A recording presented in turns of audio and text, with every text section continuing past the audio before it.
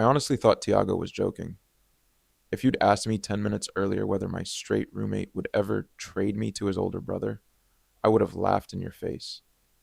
Instead, there I was, standing in our tiny apartment kitchen, holding a sponge in one hand while Tiago casually leaned against the counter and said the sentence that completely derailed the next 3 months of my life. How about this? He said. You stay with Lennon until the end of summer, and in return, I owe him 3 months of housework. I blinked. What? He looked completely serious. Noel, hear me out. No, I laughed. I'm not furniture. I know you're not. It sounds like you're trying to trade me. I'm borrowing you. That is somehow worse. He rubbed the back of his neck, trying not to smile. Just listen first. I should explain how we got there. My name's Noel. I was 24, fresh out of college, working remotely as a freelance video editor while trying to save enough money to eventually rent a place on my own. Instead, I lived with Tiago.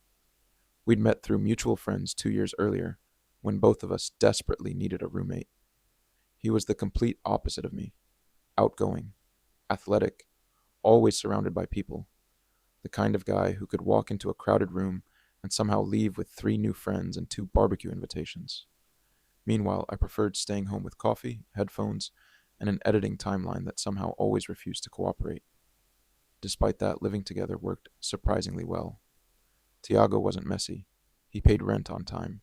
He respected my space. And even though he constantly teased me, he also had this annoying habit of looking out for me. If I skipped meals while working, he'd order extra food. If I stayed awake editing until 3 in the morning, he'd silently leave coffee outside my bedroom. Before leaving for work, he was one of those effortlessly decent people. Unfortunately, he was also painfully attractive, which was information my brain absolutely did not need to remind me of every single day. Not that it mattered. Tiago was straight, painfully straight. He dated women almost exclusively, talked about them openly, and had never given me any reason to think otherwise. So my crush stayed exactly where it belonged. Hidden. Mostly. The only other person who knew was his older brother, Lennon, and that had happened completely by accident.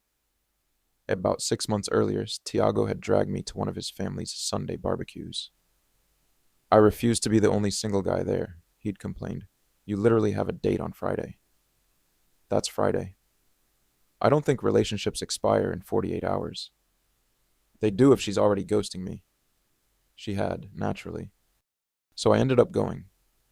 That's where I met Lennon, older by 4 years, calmer, less loud than Tiago.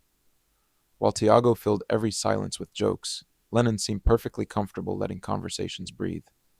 He worked as an architect, lived alone across town, and somehow managed to make jeans and a plain black t-shirt look unfairly good.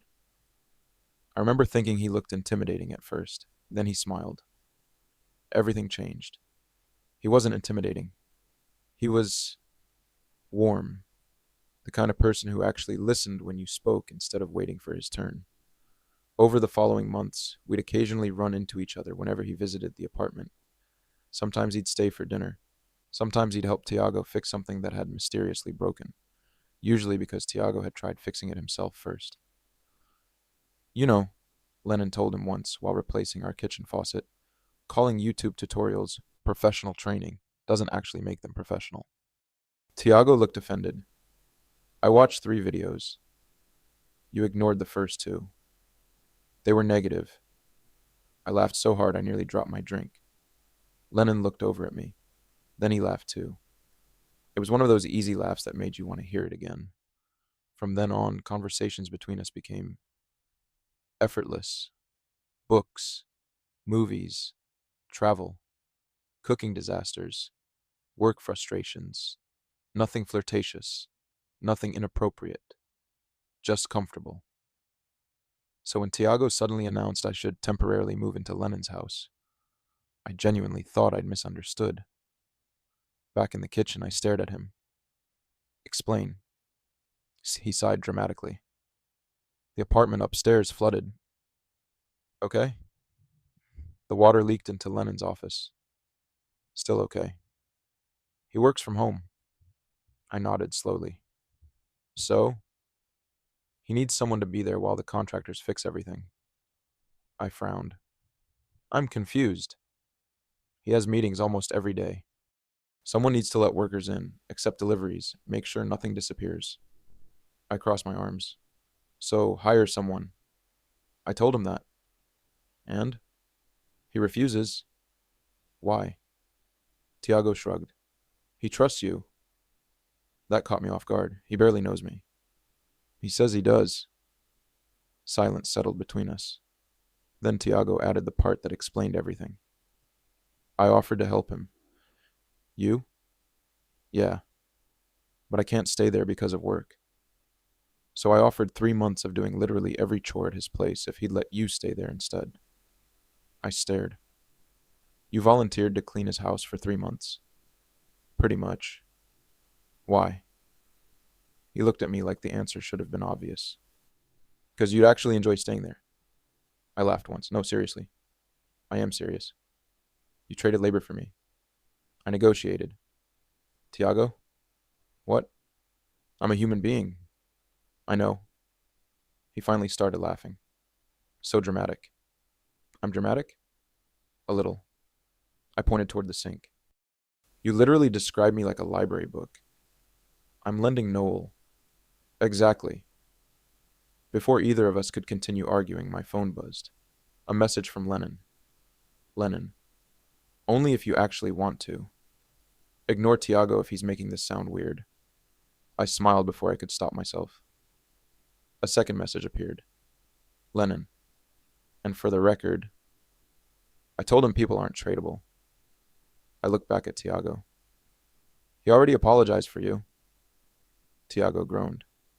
I knew he'd text you. I laughed. For the first time since this ridiculous conversation started. The idea didn't seem quite so ridiculous anymore. I had no idea that saying yes would become the beginning of the most unexpected summer of my life. I told myself it was temporary. That was the thought I repeated while stuffing clothes into a duffel bag 2 days later. 3 months. 90 days. Then I'd come back to the apartment. Tiago would finally stop acting like an unpaid maid at his brother's place, and life would return to normal. Simple. Except nothing felt simple once I pulled into Lennon's driveway. His house wasn't huge, it was just peaceful.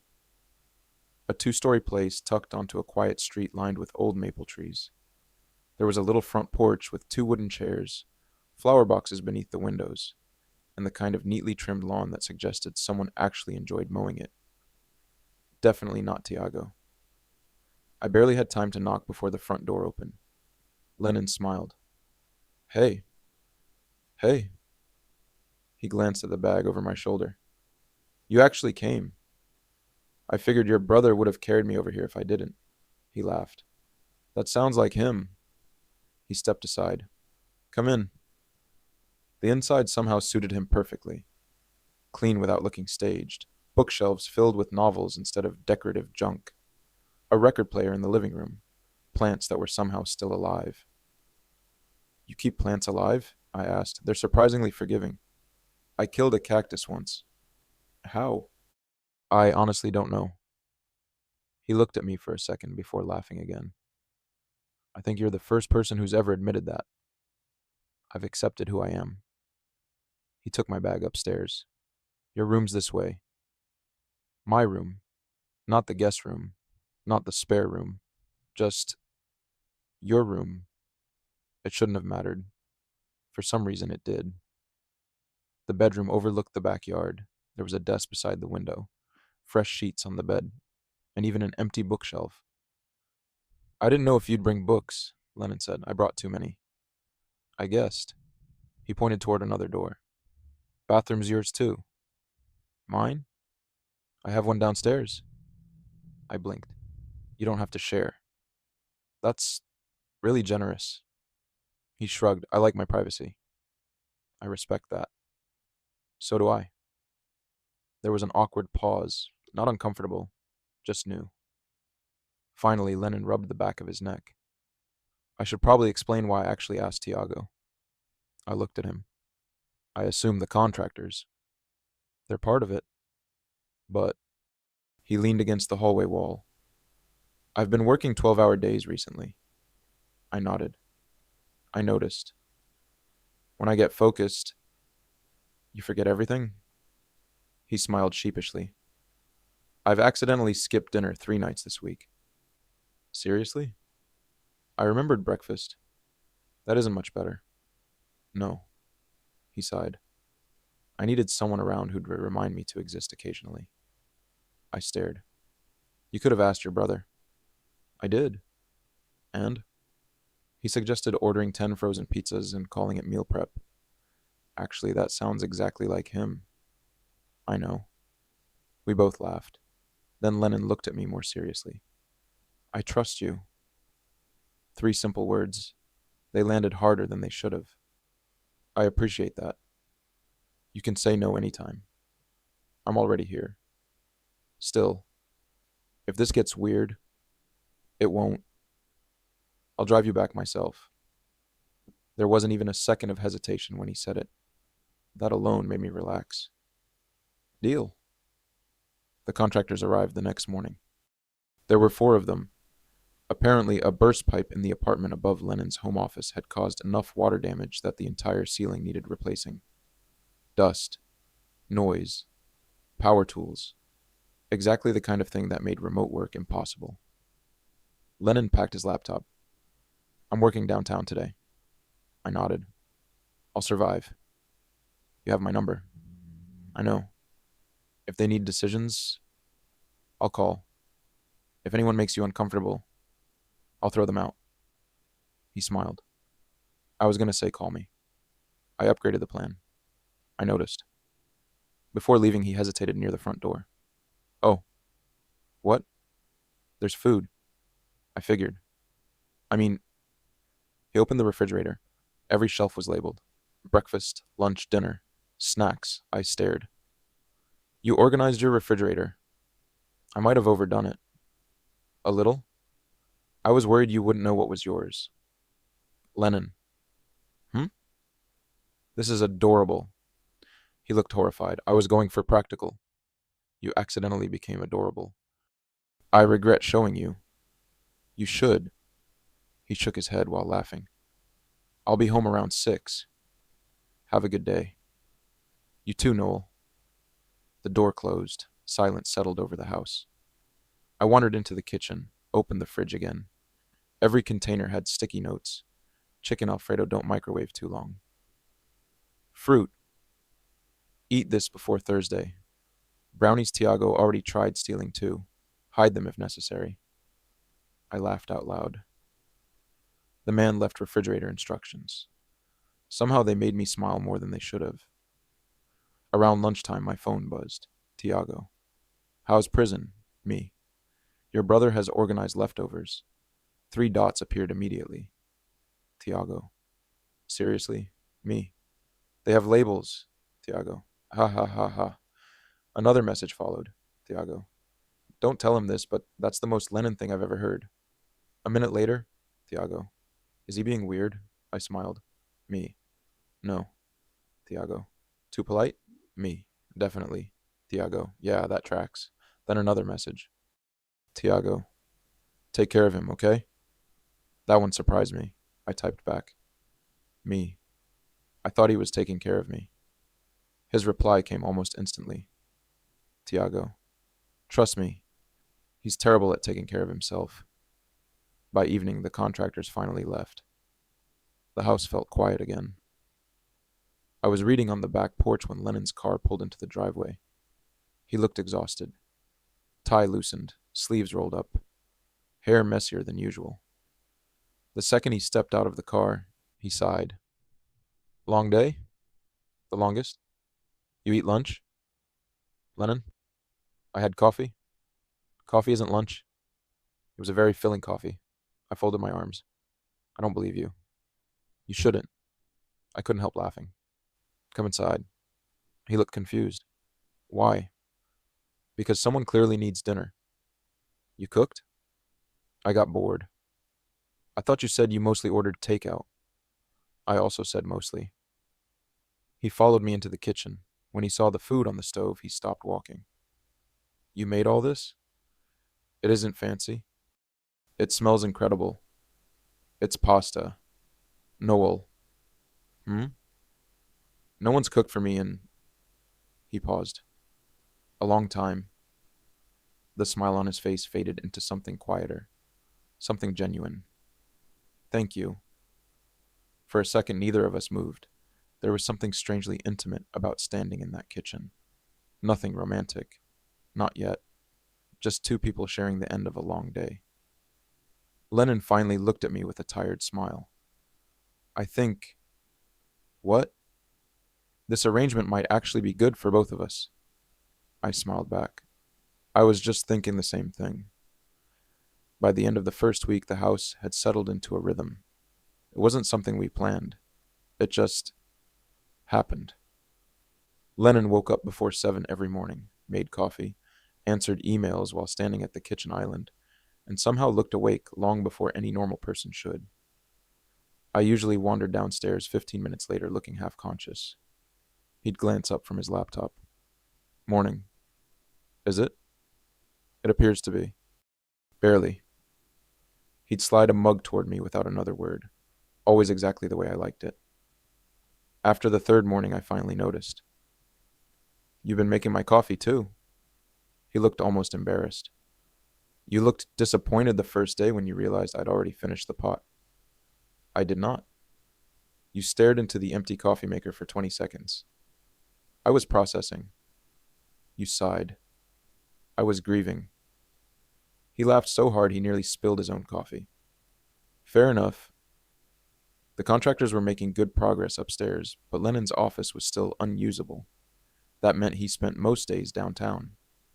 I stayed home editing videos between interruptions from drills, hammers, and workers asking where they could plug something in.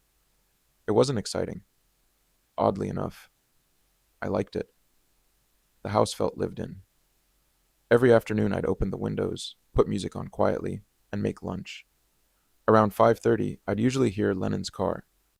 He always walked through the front door looking like work had drained every ounce of energy out of him. And every evening, he relaxed a little faster.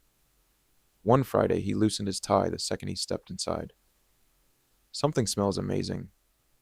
That's because I burned the first attempt. So this is plan B.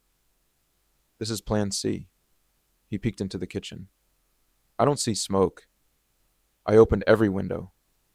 Smart. I panicked. I would have panicked too. He set his briefcase down and leaned against the counter. I've been thinking. Oh? You don't have to cook every night. I know. I mean it. I like cooking. Still, I shrugged. You buy groceries.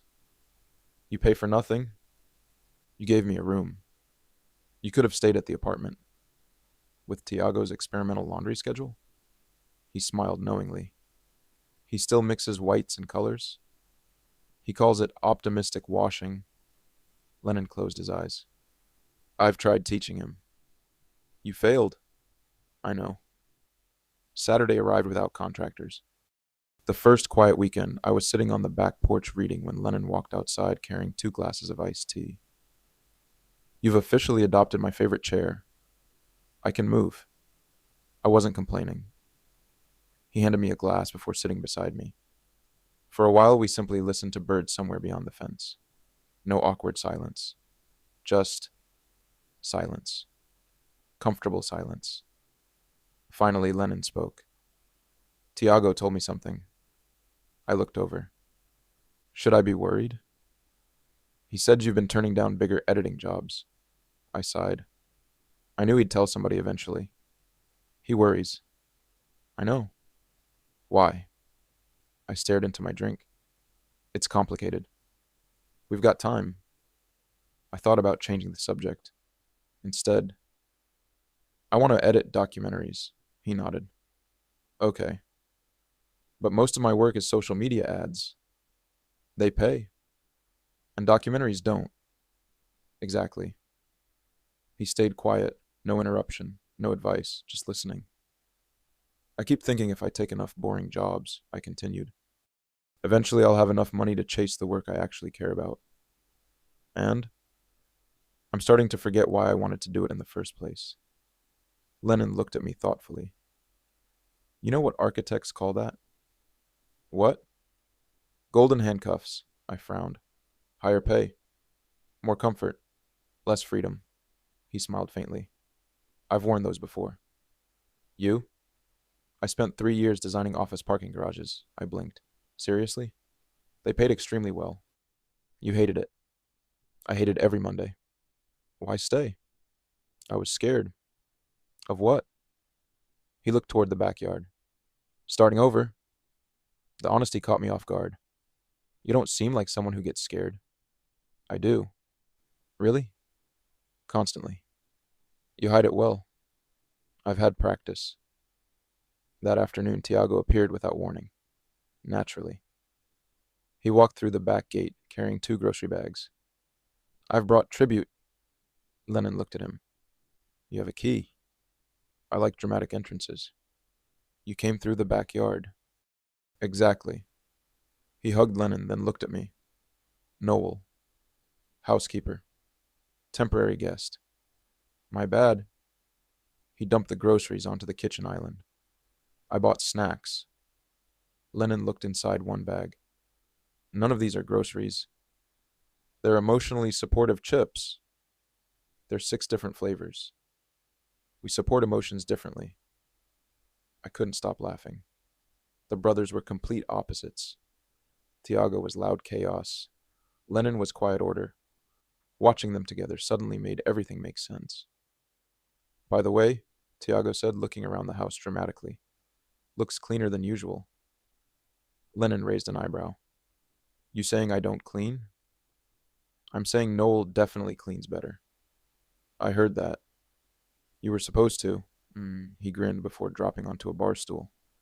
Lennon immediately looked suspicious. What? I need a favor. There it is. I knew this generosity would pay off. Lennon folded his arms. I'm listening. My company wants volunteers for a charity race next month. No. I didn't even finish. You never ask for favors that end well. Tiago pointed at me. See? Noel. He's right. It's traitor. I've known you 2 years. Exactly. Lennon sighed dramatically. What do you need? Someone to help organize. Ask Noel. They both looked at me. I blinked. Why me? Tiago smiled. Because you're organized. Lennon smiled too. He's got a point. I walked into that one. Later that evening, after Tiago finally left, I started loading dishes into the dishwasher. Lennon stopped me. I've got it. You cooked with me. You cooked. We both ate. We both clean. He looked at me for a long second, then smiled. I like that. What? You don't keep score. I shrugged. My parents always said a house works better when nobody's counting. My parents used to say something similar. For some reason, neither of us moved away. We were standing shoulder to shoulder at the sink, close enough that our elbows occasionally brushed while rinsing dishes. Neither of us mentioned it. Neither of us stepped aside. The moment wasn't romantic, not really, but there was a quiet warmth to it that neither of us seemed eager to break. Then Lennon's phone buzzed. He checked the screen. His expression changed. Not dramatically, just enough for me to notice. You okay? He hesitated. Yeah. You don't sound convinced. He slipped the phone back into his pocket. Just someone from my past. A bad someone? Maybe. He tried smiling again. It didn't quite reach his eyes. I didn't push. Not yet. But for the first time since moving in, I realized Lennon was carrying something much heavier than long work days. And whatever it was, he wasn't ready to talk about it. The message stayed on my mind. Not because Lennon had hidden his phone, because of the look on his face. It lasted maybe 2 seconds, long enough to recognize, too short to ask about, so I let it go. At least I tried to. The following Tuesday, the contractors finally finished rebuilding the ceiling above Lennon's office. Only one problem remained. Everything inside the room had to be moved back. Shelves, boxes, books, a desk that looked like it weighed more than my car. Lennon stared at it. We might have underestimated this. We? I definitely underestimated it. That's more accurate. He laughed. I'll buy dinner if you help. You already buy dinner. I'll buy dessert too. Now you're negotiating. I learned from Tiago. That explains why you're bad at it. He rolled his eyes. I walked into that. 3 hours later, the office actually looked like an office again. Books lined the shelves, plants returned to the windowsill. The massive oak desk somehow ended up exactly where it belonged. I dropped into the chair with a dramatic groan. I'm retiring. You've earned it. I'm 24. Early retirement. I support it. Lennon disappeared downstairs. A minute later, he returned carrying 2 bottles of water. He handed me one before sitting on the floor beside the desk, instead of using the perfectly good chair across from me. I forgot how much moving furniture hurts. You forgot because you convinced other people to help. That's fair? I looked around the room. It suited him. Clean lines, architectural sketches pinned neatly to one wall, books stacked in careful order. A small frame photograph caught my eye. 2 boys, probably 12 and 16, covered in mud, laughing so hard one of them had nearly fallen over. I smiled. You and Tiago? Lennon followed my gaze. Our dad dared us to build a treehouse. And? We built half a treehouse. What happened? We argued about whose design was better. I laughed. I'm guessing yours. It collapsed. So, not yours. It was definitely mine. And it collapsed. Details. I couldn't stop smiling. You still keep the picture. Reminds me not to take life too seriously. His phone buzzed again. Same ringtone. Same expression. This time he stood. I'll be right back. He walked into the hallway. The conversation lasted less than a minute. When he returned, he looked tired. Not physically. Emotionally. You don't have to tell me, I said quietly. He looked surprised. I know. But he sat back down. I think maybe I should. The room fell silent. Lennon rested his forearms on his knees. I was engaged. My eyes widened.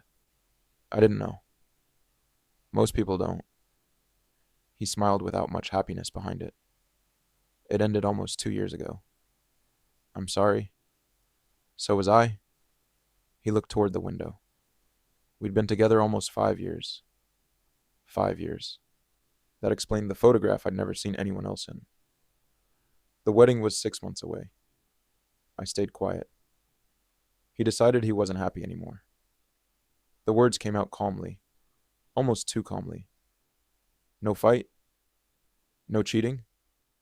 No huge betrayal. Lennon shrugged. Left. I didn't know what to say. I'm still figuring out how someone can wake up one morning and stop choosing you. The honesty hit harder than anything else he'd ever said.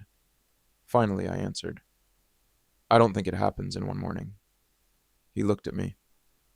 I think people usually spend a long time pretending everything's okay. He watched me carefully. My parents did that. I continued quietly. They stayed together another year after they'd already given up. I'm sorry. So am I. Neither of us spoke for a while.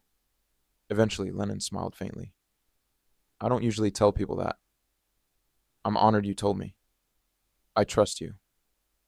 There were those words again, simple, sincere, dangerous for someone with a crush. I reminded myself, not on him, on Tiago, or at least that had been true once. Lately, I wasn't so sure anymore. The charity event arrived that Saturday, exactly as chaotic as Tiago had promised. Hundreds of volunteers, booths, music, families everywhere. Tiago somehow knew half the people there. Noel! He waved me toward a table stacked with race packets.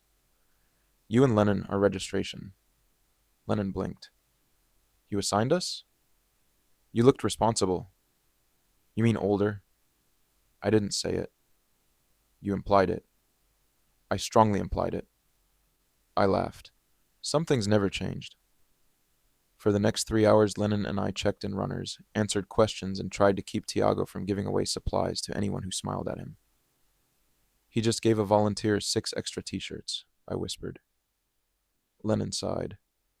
I know. Should we stop him? We've been trying for 28 years. By noon, the line finally disappeared.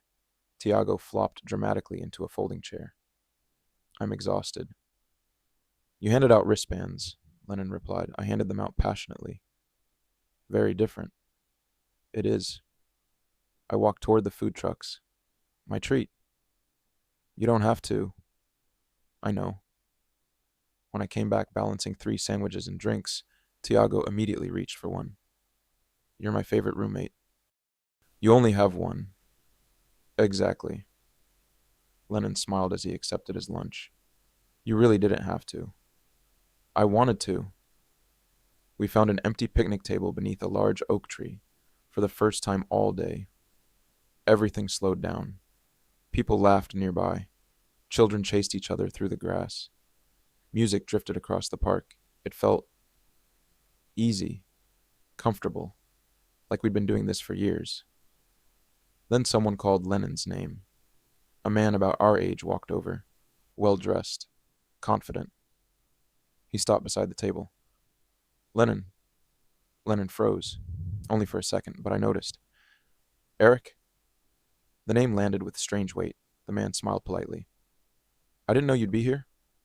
I was helping. Eric's eyes shifted toward me. And this is... There was a tiny pause, barely noticeable. Then Lennon answered. This is Noel. No explanation. No label. Just Noel. Eric offered me his hand. I shook it. Nice to meet you. You too. The conversation stayed polite, brief, but something underneath it felt unfinished. When Eric finally walked away, Tiago quietly watched his brother. You okay? Lennon nodded once. I'm fine. Tiago didn't look convinced, neither was I. Later, while helping pack equipment into trucks, I found Tiago loading boxes into the back of a van. I hesitated. Can I ask something? Sure. Eric? Tiago immediately stopped working. Oh. So that was him. I looked at him. Him? Tiago sighed softly. Lennon's ex. Everything suddenly made sense. The phone calls, the sadness, the engagement. I watched Eric laughing with another volunteer across the field, for reasons I couldn't explain. My chest tightened, not because of Eric, because I'd seen the way Lennon looked after their conversation, and I realized something I hadn't wanted to admit. Somewhere over the past few weeks, I had stopped thinking about my old crush on Tiago. Without even noticing, my heart had quietly chosen someone else. I spent the entire drive home pretending everything was normal. Tiago talked almost nonstop about the charity event, who forgot their running shoes, who accidentally signed up for the 10-kilometer race instead of the 5, how one little kid had convinced him to wear a ridiculous balloon hat for nearly an hour. Normally, I'd have laughed at every story. Instead, my thoughts kept drifting back to Eric. Not because I'd liked him, because I'd seen the way Lennon looked at him. There hadn't been anger or resentment, just something unfinished. That evening, after Tiago finally headed back to our apartment, the house became quiet again. Lennon was rinsing coffee mugs at the sink when I walked into the kitchen. You've been quiet. So have you. He smiled faintly. Fair. I leaned against the counter. You don't have to answer if you don't want to. He looked at me. But are you okay? He dried his hands with the towel before answering. I didn't expect to see him. I figured. It caught me off guard. I nodded. Seeing someone you planned a future with, he said quietly, is stranger than people realize. I've never experienced that. I hope you never have to. There was something about the way he said it. No bitterness, just experience. I wasn't upset because I miss him, Lennon continued after a moment. I looked up. I was upset because he reminded me of the version of myself who thought everything was already figured out. I frowned slightly. What do you mean? He smiled sadly. I thought life had a blueprint. You meet someone, you fall in love, you get married, you grow old. He shrugged. Turns out life enjoys improvising. That made me laugh softly. It definitely does. He looked at me for a long moment. What about you? What about me? You've never really talked about dating. I looked down at the countertop. There isn't much to tell. No serious relationships? I shook my head. A couple dates. Nothing lasted. Why? I laughed awkwardly. I usually liked people who weren't available. The words slipped out before I could stop them. Lennon tilted his head. That's rough. You could say that. I almost told him about my crush on Tiago. Almost. Instead, I simply smiled. I got good at keeping things to myself. He studied my face. That sounds lonely. It was. Was. Not is. I noticed the difference the moment I said it. Maybe he did too. The next week flew by. The contractors were gone. Lennon's office was finally functional again. Technically, there was no real reason for me to stay anymore. One evening, I found him staring at a calendar hanging near the refrigerator. You counting something? He glanced over. Your move-out date. My stomach tightened. Oh. It came faster than I expected. Yeah. Silence. Then Lennon folded his arms. You don't have to leave immediately. I blinked. What? I mean... He searched for the right words. The room's here. I know. I've gotten used to having someone around. The admission sounded almost shy. I've gotten used to being here too, he smiled. If you wanted another week. I'd like that.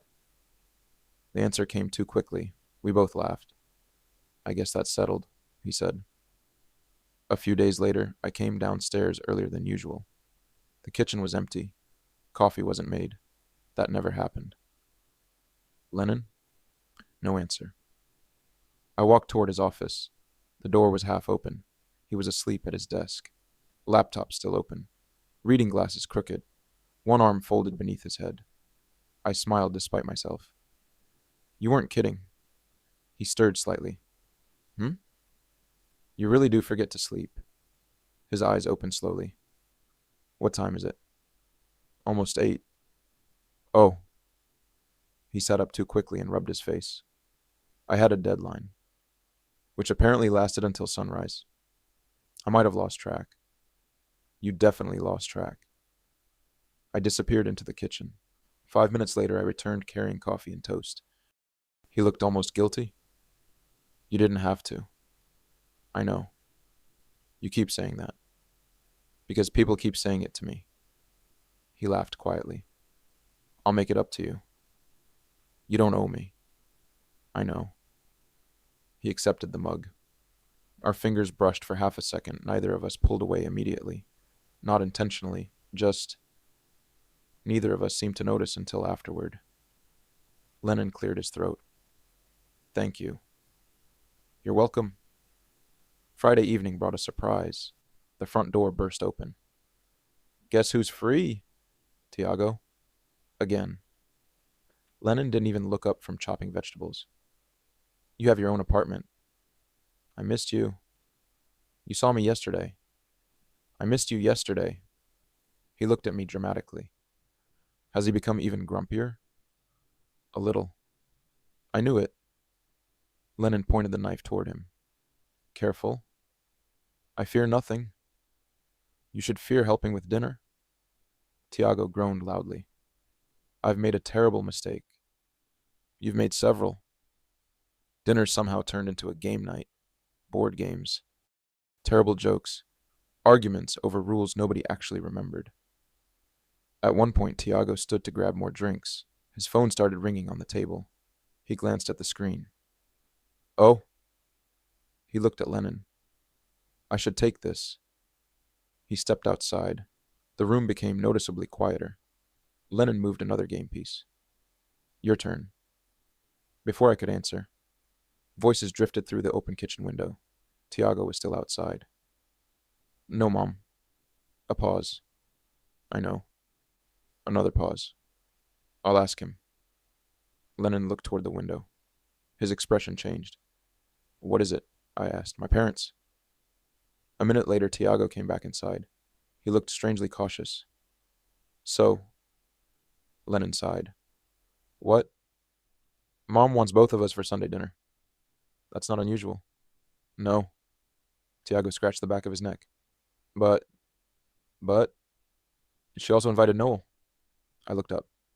Me? Tiago nodded. Apparently. Lennon looked equally surprised. Why? Tiago smiled awkwardly. I might have accidentally mentioned that Noel's been staying here. Lennon sighed. You definitely didn't say accidentally. I absolutely did. You never accidentally tell Mom anything. Okay, maybe not. I looked between them. Is this weird? Lennon answered first. No. Then he smiled. I think she'd actually be happy to see you. Sunday arrived faster than expected. The moment we walked through his parents' front door, Lennon's mother wrapped me in a hug before I could even introduce myself. So you're Noel, I laughed. I guess I am. I've heard so much about you. I looked at both brothers. They suddenly found the ceiling fascinating. Oh? His mother smiled. Lennon says you rescued him from surviving on coffee. Lennon looked horrified. Mom. And Tiago says you finally convinced someone else to organize his pantry. Mom. She ignored them completely. I'm just glad someone is looking after my boys. For some reason, that simple sentence stayed with me all afternoon. Looking after my boys. Somewhere during dinner, while watching Lennon quietly laugh at one of Tiago's ridiculous stories, I realized something that both scared and excited me. This no longer felt like I was staying in someone else's house. It felt dangerously close to feeling like home.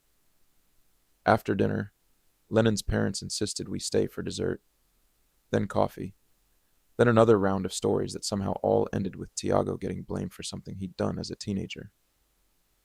I was 12, he protested. You still broke the fence, their father replied. It wasn't entirely my fault. You drove a go-kart into it. I underestimated the brakes. You forgot there were brakes, Lennon corrected. I remembered eventually. I laughed so hard I nearly spilled my coffee. Lennon's mother looked at me with a knowing smile. It's nice hearing this much laughter in the house again. The room grew quiet for just a second, not awkward, just thoughtful. Before anyone could say anything else, Tiago jumped back into another story, rescuing the moment the way only he could. On the drive home, the sunset painted the sky in deep shades of orange and purple. Tiago was in his own car ahead of us, waving dramatically through the rear window every time he stopped at a light. He knows we can still see him, right? I asked. Lennon sighed. Unfortunately, you two are complete opposites. So everyone keeps telling us. I don't think I've ever met siblings that different, he smiled. We used to hate that comparison. You did. When we were kids. He turned onto our street. Teachers compared grades. Coaches compared sports. Family compared personalities. It took us years to realize we weren't supposed to become each other. I nodded slowly. And now? Now I wouldn't trade him for anything. He laughed quietly. Don't tell him I said that. I'll sell the information. To him? For 3 months of housework. He groaned. That joke is never disappearing, is it? Absolutely not.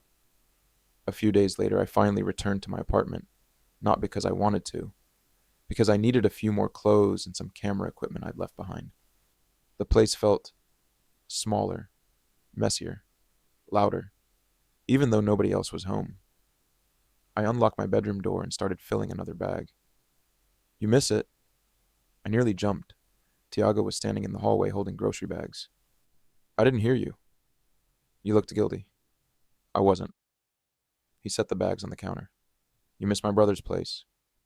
I opened my mouth, closed it. Maybe? He smiled. I knew it. Is it that obvious? You've been smiling differently. I frowned. What does that even mean? I don't know. But you smile more. That answer caught me off guard. Tiago leaned against the kitchen counter. Can I ask you something? Depends. Do you like him? My heart nearly stopped. What? My brother. I stared at him. I. Words completely disappeared. Tiago watched my face for about 5 seconds before bursting into laughter. Okay. You don't have to answer. I think you already did.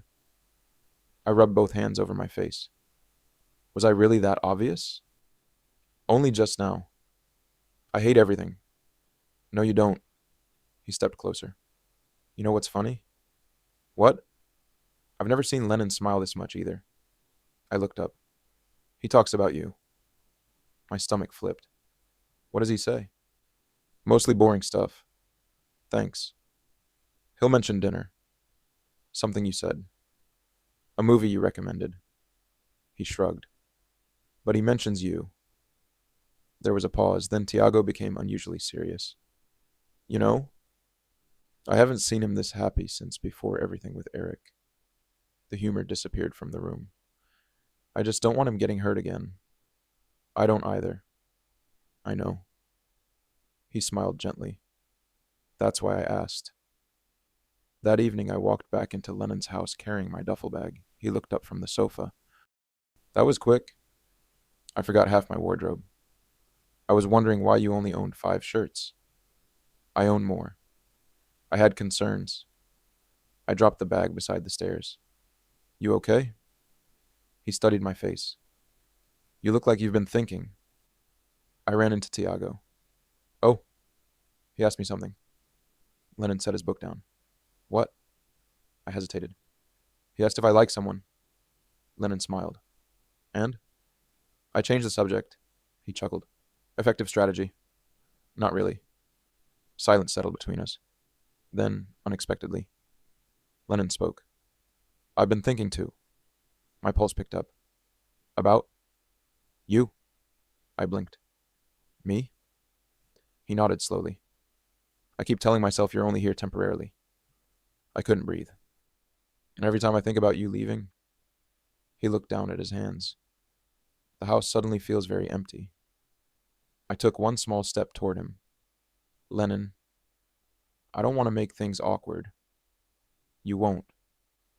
I don't even know if you... I do. He looked up. I smiled. Looked up. I know exactly what you mean. Neither of us moved. The room felt impossibly quiet. Every second stretched longer than the last. Finally, Lennon stood. Slowly. Carefully. Almost like he was giving me every chance to step away. He stopped only an arm's length in front of me. I've been trying very hard not to assume anything. I know. I don't want to risk our friendship. I know. I also... He laughed nervously. Haven't stopped thinking about you for weeks. The words settled over us. Simple. Honest. I looked him straight in the eyes. You don't have to wonder anymore. His expression softened. No? I shook my head. I like you too. For a heartbeat, neither of us spoke. Neither of us seemed quite ready to believe it. Then Lennon asked quietly, Can I kiss you? Instead of answering with words, I closed the distance. The kiss was gentle, tentative, almost hesitant. Just enough to say everything we'd both been afraid to admit. When we finally pulled apart, we were both smiling. I've wanted to do that, I admitted. He laughed softly. So have I. Outside, rain began tapping lightly against the windows. Inside, for the first time in a very long while, the future didn't feel uncertain. It simply felt possible. The first thing Tiago did when he saw us together was stare. Not subtly, not politely. Just stare. Lennon and I had barely stepped into the apartment to help him move a new couch when he looked from me to Lennon, then back to me. His eyebrows climbed higher with every second. No way. Neither of us said anything. Tiago pointed dramatically. I knew it. Lennon sighed. You've known for approximately 12 hours. I still knew it. You guessed. I guessed correctly. He folded his arms with the smug satisfaction of someone who'd just won a bet nobody else knew existed. I deserve credit. You deserve less confidence, Lennon replied. I deserve both. I couldn't stop laughing. So, Tiago continued, unable to hide his grin. When were you two planning to tell me? Lennon looked at me. I looked back at him. Today, we answered at the same time. Tiago clapped once. See? Healthy communication already. You are unbelievably annoying, Lennon said. And yet, he walked over and pulled both of us into an awkward three-person hug before either of us could escape. I'm happy for you. His voice lost all its teasing for just a moment. Genuinely. Lennon hugged him back. I know. Over the next couple of weeks, almost nothing changed. And somehow, everything changed. We still drank coffee together every morning, still argued about whose turn it was to pick a movie, still cooked dinner together most nights. The only difference was the quiet moments. Lennon would brush my hand as he passed behind me in the kitchen. I'd find him reading on the porch and sit beside him without saying a word. Sometimes he'd reach for my hand. Sometimes I'd rest my head against his shoulder while we watched old movies. Nothing dramatic, nothing rushed. It felt less like the beginning of something, and more like finally arriving somewhere we'd both been walking toward without realizing it. One Friday evening, we were grocery shopping when an elderly cashier smiled at us. You boys just move in together? I almost answered, then stopped. Lennon glanced at me. A tiny smile appeared. You could say that. The cashier nodded knowingly. I've been married 43 years. She handed us our receipt. Keep laughing together. That's the important part. Neither of us spoke until we reached the parking lot. Finally, I laughed. I think she gave us relationship advice. I think she did. Should we listen? I'd be disappointed if we didn't. The extra week I'd agreed to stay quietly turned into another, then another. One evening I was sitting in my room when I realized something strange. My duffel bag hadn't been packed in nearly a month. Most of my clothes were already hanging in Lennon's closet. My books filled the empty shelf he'd pointed out on the first day. My toothbrush had quietly become part of the bathroom. Without either of us mentioning it, I'd stopped feeling like a guest. That Sunday, Lennon found me reorganizing one of the kitchen drawers. He leaned against the doorway. I have a question. Uh-oh. You've alphabetized the spices. They were chaos. They were organized. They were emotionally organized. They were not. He laughed. I was wondering... He hesitated. Wondering what? If... He rubbed the back of his neck. You'd want to make this permanent. I looked up slowly. What do you mean? I mean... He took a slow breath. You've practically moved in. I have. I like waking up with you here. So do I. I like coming home knowing you're somewhere in the house. I like that too. He smiled nervously. Would you actually want to live here? For a second, I couldn't answer. Not because I didn't know, because I'd been hoping he'd ask. I was waiting for you to say it. His shoulders relaxed immediately. Is that a yes? It's absolutely a yes. He crossed the kitchen in 3 quick steps and wrapped me in a hug. The kind that didn't need words, the kind that simply felt right. A week later, the 3 of us were carrying the last of my boxes out of the apartment I'd shared with Tiago. He looked around the now empty living room dramatically. Wow. It echoes? It does. He turned toward me. I guess this is it. I nodded. I guess so. He smiled. I'm gonna miss having you around.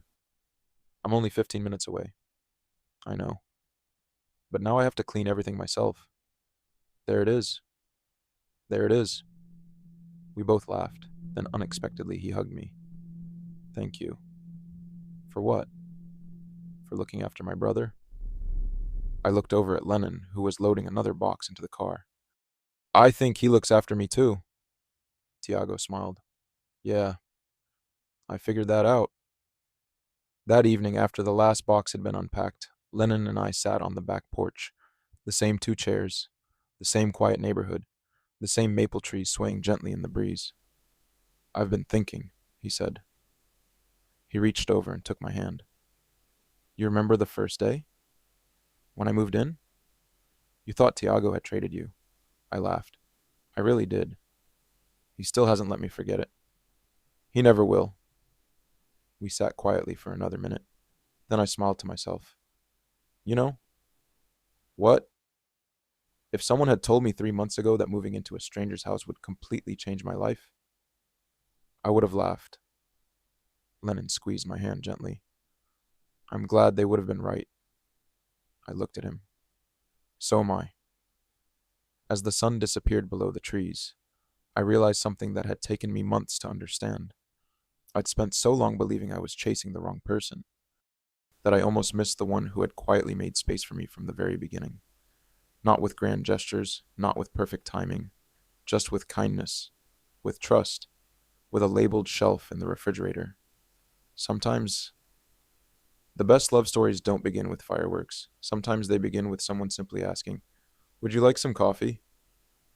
Life has a funny way of making big changes feel ordinary. A month after I officially moved in, I couldn't remember what it felt like to wake up anywhere else. Lennon was already in the kitchen every morning, pretending he wasn't waiting for me before making coffee. I'd still wander downstairs half asleep. He'd already have 2 mugs sitting on the counter. You've started making mine before I even wake up, I said one morning. He looked completely innocent. Coincidence. It happens every day. Remarkable coincidence, I smiled. You've gotten worse at lying. I've gotten less motivated. That's probably healthier. I think so too. Work slowly started changing for both of us. Lennon turned down a project that would have kept him traveling every week. I realized I didn't actually want it, he admitted one evening. What changed? He looked around the house, then at me. I finally had a reason to get home. I smiled without thinking. What? You make saying things like that sound completely normal. They are normal. They're dangerously sweet. I'll try to be less thoughtful. You'll fail. I definitely will. He was right. He never stopped doing the little things. If I worked late, he'd leave dinner in the oven with a note telling me not to skip eating. If he had an early meeting, I'd pack him lunch before he left. Neither of us kept score. We simply paid attention.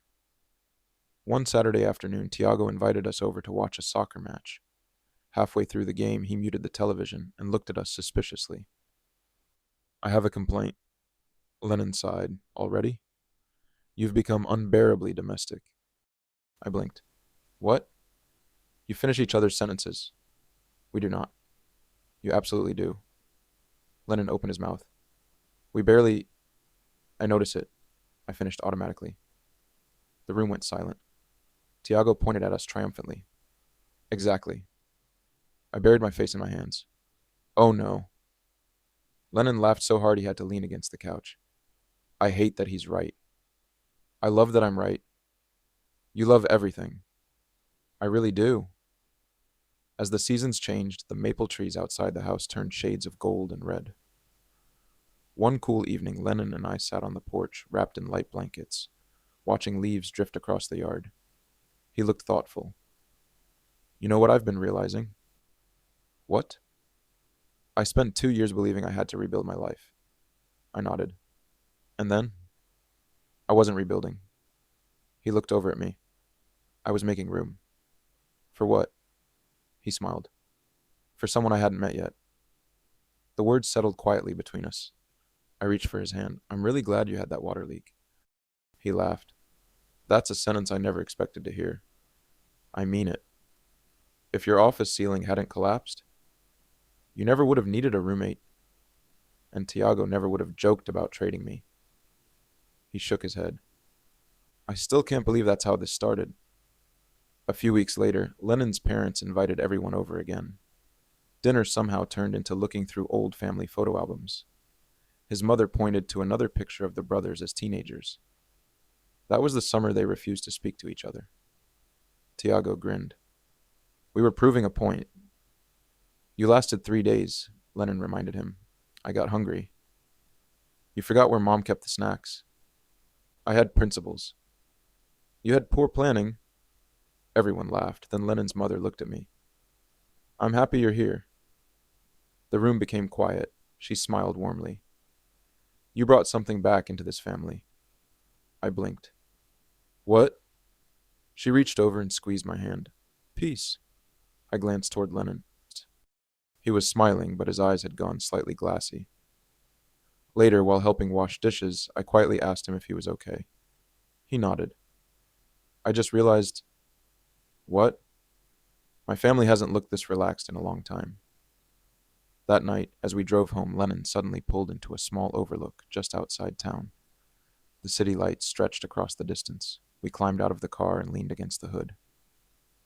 You've become mysterious, I teased. I have? You never stop somewhere without a reason, he smiled. I wanted to show you something. The skyline? No. He looked at the house lights scattered below. A year ago, if you'd asked me what home meant, I would have pointed to a building. He turned toward me. Now. He gently took my hand. It's a person. I felt my throat tighten. You keep saying things that make it impossible for me to answer. You don't have to answer. I do. I stepped closer. When I first met you, I thought you were just the nice older brother. He laughed softly. Fair. Then I thought you were the calm one. I try. Then I realized. I smiled. You were quietly becoming my favorite part of every day. For a moment, neither of us spoke. The wind stirred around us. Cars passed somewhere in the distance. Everything else faded into the background. I love you, I said. The words came easier than I expected. Not because they were small, because they were true. Lennon's smile was slow, genuine, and brighter than I'd ever seen it. I love you too. He kissed me softly beneath the evening sky. There were no fireworks, no dramatic music, no perfect cinematic timing. Just two people who had found each other because life had taken an unexpected turn. Sometimes people ask how we met. They expect some incredible story, something dramatic, something impossible. Instead, I tell them the truth. My roommate accidentally traded me to his older brother. They always laugh. They think I'm joking. Tiago usually interrupts before I can explain. I got 3 months of housework out of the deal. Lennon groans every single time. I hate both of you. No, you don't, Tiago says. No, Lennon admits, slipping his hand into mine. I really don't. Looking back, it's strange how everything began with what sounded like the worst deal imaginable. 3 months, one temporary move, one unexpected friendship, and a home I never knew I was looking for. In the end, Tiago didn't trade me away. He accidentally introduced me to the person I was always meant to find.